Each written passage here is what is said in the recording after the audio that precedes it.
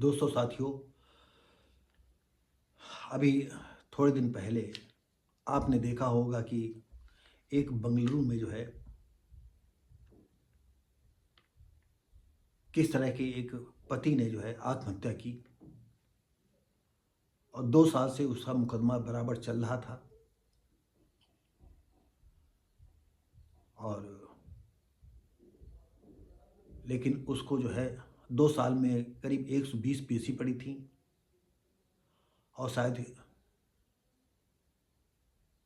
Court जज साहब जो थी उन्होंने भी कुछ 5 लाख पैसे की शायद डिमांड हुई थी कि तुम्हारा मामला हम सुलझा देंगे।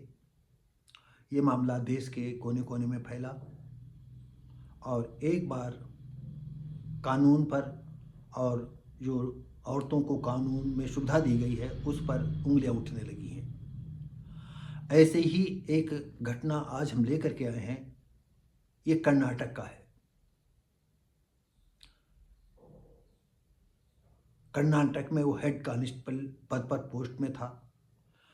ऐसे तो पुलिस वालों को देख करके आम आदमी की टट्टी ढीली हो जाती है, सिट्टी पिट्टी गुम हो जाती है, लेकिन ज़्यादातर पुलिस वालों के घरों में महिलाओं का ही दबदबा होता है, चाहे दरोगा हो या कांस्टेबल हो या कोई हो।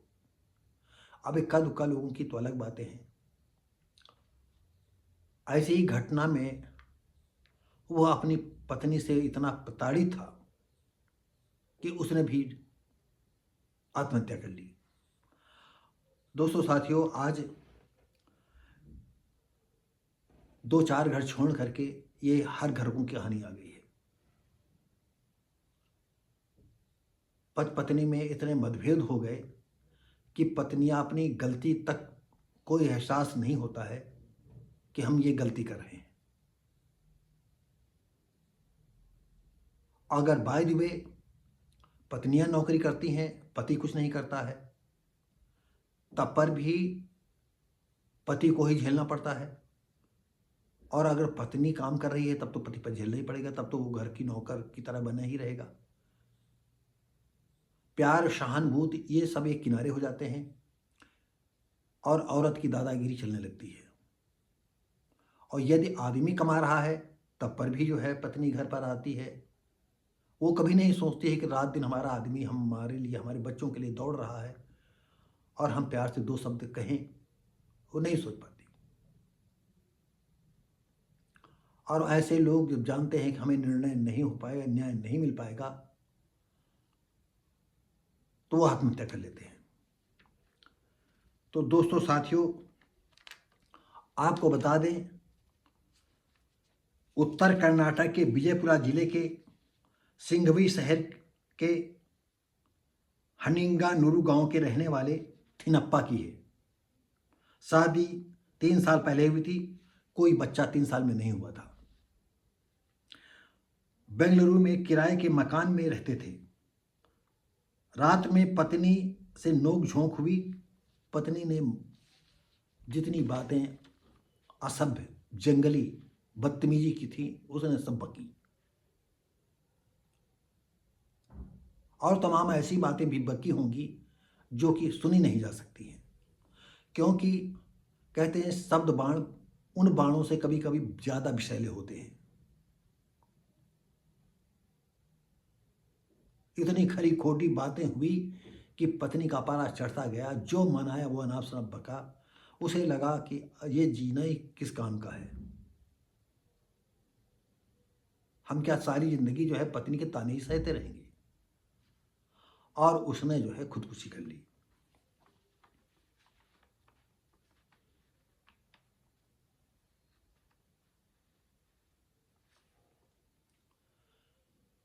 सबसे बड़ी बात यह है कि बंगलुरु में वो किराए के मकान में रहता था। मरने के पहले उसने पिता को फ़ोन किया और उसने बताया कि पत्नी से नोक झोंक हुई। पिता को उसने फ़ोन किया और बहुत ही आतंकित विचारधारा से बताया कि पिताजी अब जीने की इच्छा नहीं है। या ये भी बता दिया होगा पिताजी हमको अब जिंदा मुँह नहीं देगा। बाप क्या करता, बाप और उन्होंने कहा नहीं बेटा ऐसा नहीं है, बेटा मरना नहीं, अब ज़िंदगी मत ख़त्म करना। लेकिन उसने आत्महत्या कर ली। और आपको बता दें,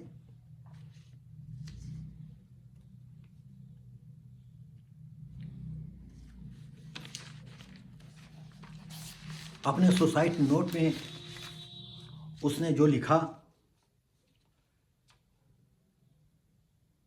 थिपन्ना ने सुसाइड नोट में लिखा, मैं पार्वती और उसके पिता यमुना की यातना और उत्पीड़न के कारण आत्महत्या कर रहा हूँ। यानी पिता भी उसको हड़काता होगा, धमकाता होगा।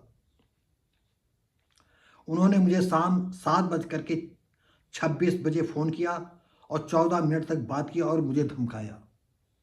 उन्होंने कहा कि मैं मर जाऊं, नहीं तो वो मुझे मार देंगे, ताकि उनकी बेटी पार्वती शांत से रह सके। अब क्या मामला था? हो सकता है कि लड़की का बाप गलत हो, सोच रहा होगा कि अगर ये मर जाएगा तो हमारी लड़की को नौकरी मिल जाएगी और इस लड़के की जितनी चल अचल संपत्ति वो हमें मिल जाएगी। और इसकी जब आदमी मरेगा नौकरी ड्यूटी के दौरान तो पत्नी नौकरी मिल जाएगी। या वो अपनी लड़की की शादी कहीं दूसरी जगह करना चाहता हो, तब पर भी आदमी के जो है नौकरी मिलने के उसके चांसेस ज़्यादा थे। उसने धमकाया और उसने जो है इस तरह से आत्महत्या कर ली। और ऐसे ही बेंगलुरु में आईटी पेशेवर अतुल सुभाष जैसा केस हम पहले बता चुके हैं। तो दोस्तों साथियों, आज 2-4 घर बाद हर घर की ये कहानी है। अब पत्नियां जो है थोड़े दिन में जो है अपने पति से उब रही, चाहे जितना प्यार हो, चाहे प्रेम बंधन हो, सब उनके जो है ठेंगे पर है। नई जिंदगी जीना चाहती हैं, नई उमंगों से जीना चाहती हैं, जिसमें किसी तरह के पति का कोई भी किसी तरह की सलाह मशविरा अंकुश वो कुछ भी पसंद नहीं करती हैं। लिहाजा आदमी आत्महत्या करना उसको ज़्यादा अच्छा लगता है और अपनी जीवन लीला को समाप्त कर देता है। तो दोस्तों साथियों, हम युवकों से कहना चाहते हैं, आप आत्महत्या न करें। पत्नी को सामाजिकता के तौर पर या कोर्ट के तौर पर उसे तलाक दे करके आप अपनी ज़िंदगी अपने माँ बाप को क्यों रोते बिलखते छोड़ देना चाहते हो? और सारे साथ से जुटाइए कि आप नौकरी कर रहे हैं, पत्नी इसे टॉर्चर कर रहे हैं। अरे अब तो हर हाथ में मोबाइल है, पत्नी के मोबाइल को रिकॉर्ड कर सकते हो, उसको बता सकते हो, कोर्ट में पेश कर सकते हो। हो सकता है आपको कोर्ट बगैर जो है मेंटेनेंसन के आज़ाद कर दे, आपको तलाक आपके स्वीकार कर ले। तो दोस्तों साथियों, ये वीडियो कैसा लगा? और मैं लड़कियों से भी ये कहना चाहूँगा कि अगर आप संबंध नहीं रखना है तो पति को क्यों जो है दोषी ठहराती हो, क्यों उसको प्रताड़ित करती हो? तुम भी जीवन में खुशी नहीं रख पाओगी। कहते हैं जब एक गाल पर कोई थप्पड़ जड़ता है तो ऐसा नहीं है कि उसी मारने वाले की गदली में तकलीफ नहीं होती, होता उसकी भी है। क्योंकि गाल की खाल दूसरी होती है और गदेली की खाल दूसरी होती है। अगर 100% गाल पर तकलीफ होती है तो कम से कम 5% 4% उसकी गदेली पर भी तकलीफ होती है। तो आप सुखी कोई नहीं रह पाएगा, चाहे लड़का गलती करता हो या लड़की गलती करती हो। दोनों आपस में सुलह समझौता करके संबंध अलग कर लो, अपनी अपनी नई जिंदगी जियो। और नहीं, अगर लड़के की वजह से लड़कियां मर रही हैं तो किसी न किसी रूप में तुम्हें झेलना ही होगा। और लड़की के कारण अगर लड़का उसका पति मर रहा है तो लड़की भी सुख चैन से नहीं रह पाएगी, जिसको ये कहा जाता है कि उसका श्राप है। श्राप नहीं है, कहीं न कहीं तुम सोचोगे, समझोगे और अंतर वेदना से तुम दुखी रहोगे। लेकिन बाद में आप पछताए, हो तो क्या जब चिड़िया चुग गई खेत। तो दोस्तों साथियों, ये वीडियो कैसा लगा? हम उम्मीद करते हैं अच्छा लगा होगा। तो इसी के साथ ही लाइक, शेयर, कमेंट करें, सब्सक्राइब करें, बेल आइकन जरूर दबाएं। हम मिलेंगे आपको अगली वीडियो में। आप देख रहे हैं व्हाट्सएप भारती चैनल। मैं हूं शिव भारती पासी। नमस्कार, जय हिंद।